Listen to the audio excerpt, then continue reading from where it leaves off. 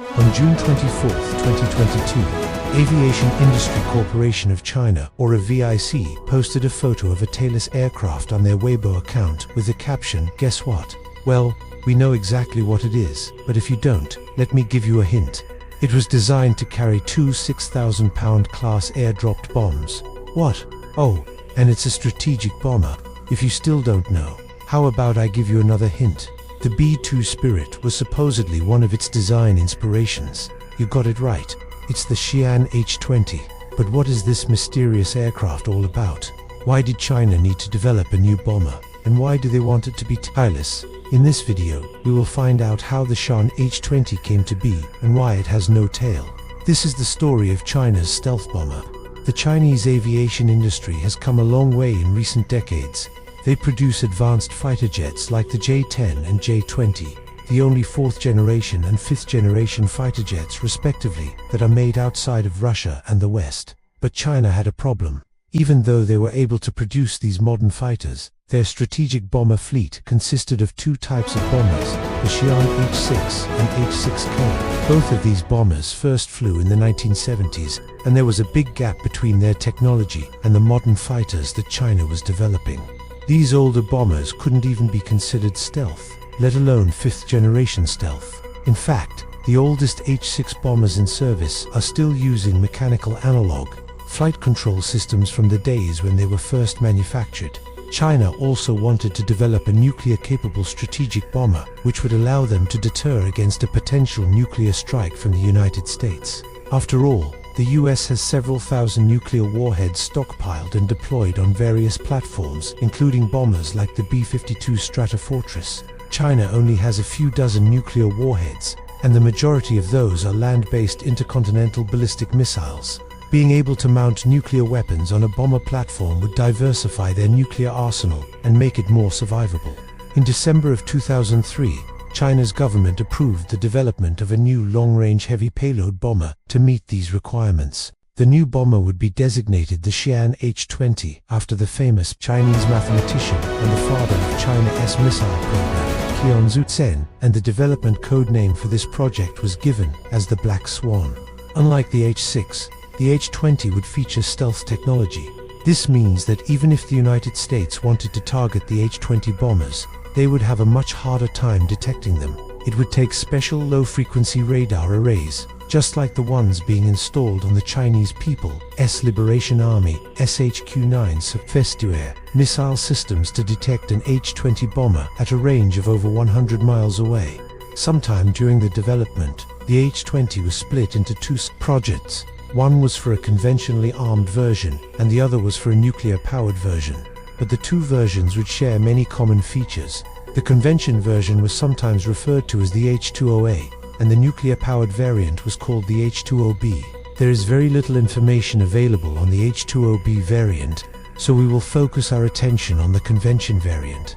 Like most modern strategic bombers, the H would have an all-composite stealth airframe, which means that its body is made entirely from composite materials, such as graphite epoxy. This makes the aircraft extremely lightweight and strong, allowing it to fly faster and farther than if it were made of aluminum. This also helps to absorb radar waves rather than reflecting them, making it stealthier.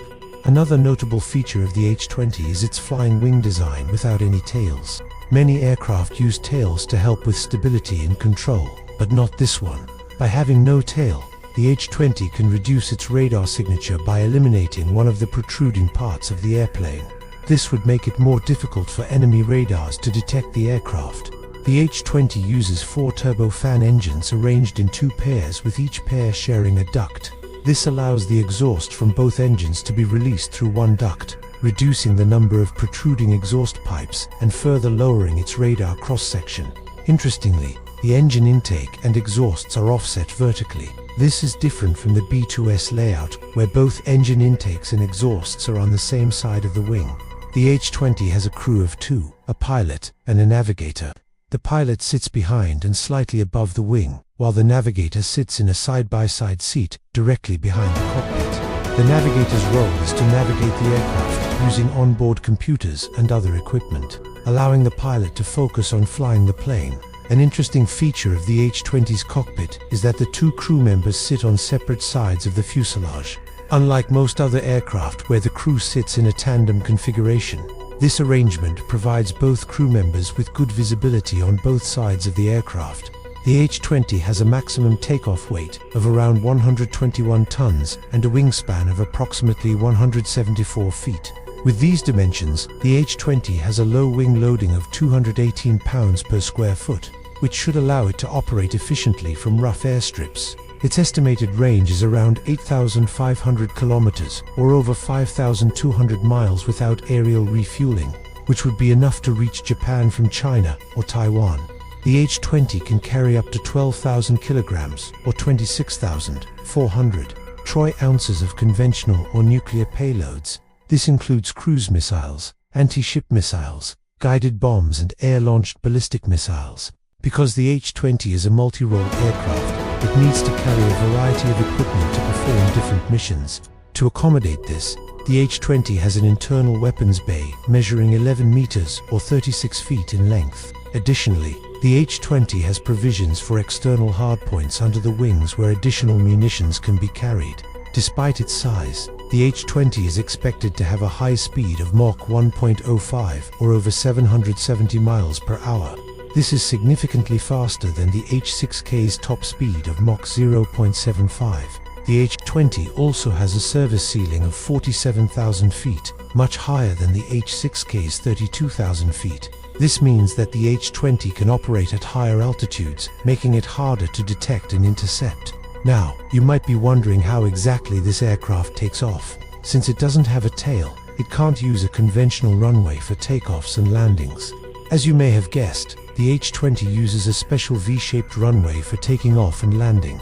This runway is specifically designed to cater to the unique needs of the H-20, allowing it to safely and efficiently take off and land without a tail.